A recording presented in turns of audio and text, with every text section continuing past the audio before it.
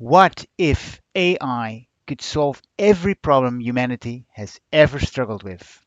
From ancient riddles about prime numbers to the hardest puzzles in physics, and never make a mistake. That's the idea of artificial maximal intelligence.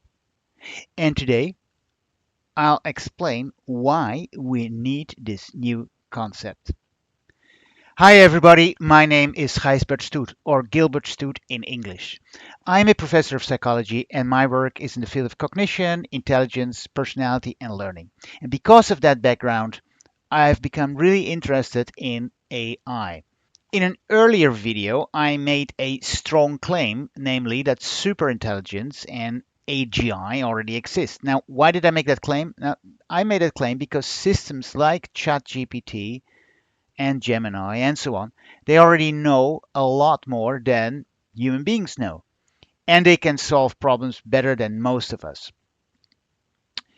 That's what super intelligence means, being more intelligent. It doesn't mean flawless or perfect, it just means beyond the human level. Now, psychologists distinguish between two types of intelligence. On one hand, you have crystallized intelligence, and on the other hand, you have fluid intelligence. Crystallized intelligence is what you know, and fluid intelligence is your ability to solve problems and to reason. Current AI is clearly far beyond human beings in terms of crystallized intelligence because of all the things that these systems know and that they can also reproduce. And in many cases, they're also leading in fluid intelligence. And I demonstrated that in my previous video. So go watch that if you haven't seen it. But I think we are missing a really important concept, which I call artificial maximal intelligence, or AMI. Now, what does this mean? I think there are three things. First, an AMI model knows everything that is publicly knowable. That's all information from encyclopedias, from dictionaries, history, science, medicine, and so on. Very much actually what we already have in ChatGPT. So that's one thing. It knows everything that is publicly knowable. Now the second aspect of AMI is that it can solve any solvable problem.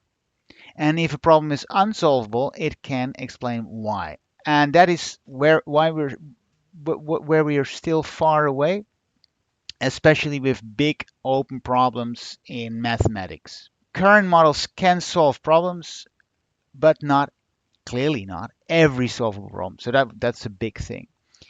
And the third aspect of an AMI model is that it never makes mistakes. Again, a challenge, as we know that current models, even though they're really good, they make mistakes, and we call these often hallucinations.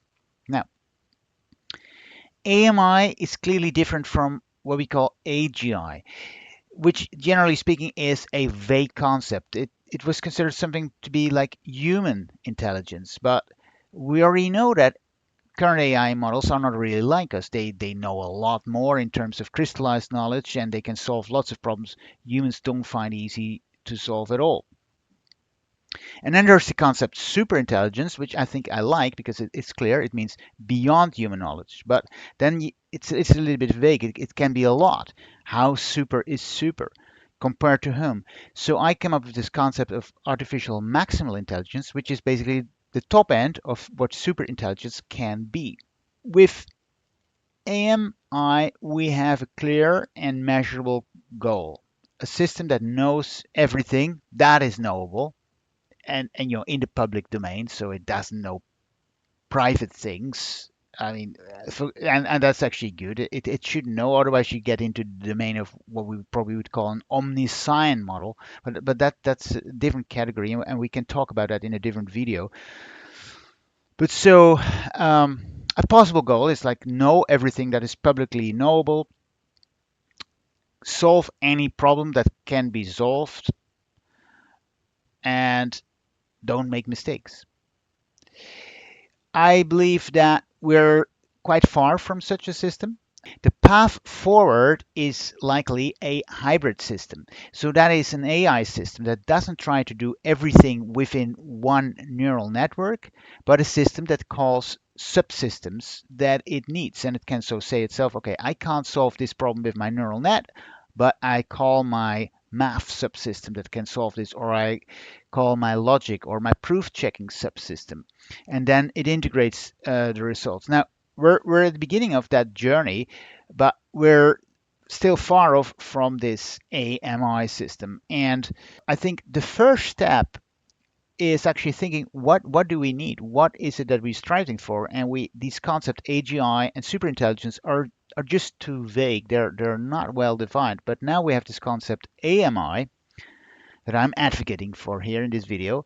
And with that, we have a specific goal. I'm going to say, well, that's the system that we want. Now, if you like this video, please like and subscribe. And if you have questions or comments or your view on this topic, leave a comment below the video. I really like that because that's something that I can respond to and other people can respond to. And then you get sort of like a discussion and a debate. Thank you for watching again and see you next time. Bye.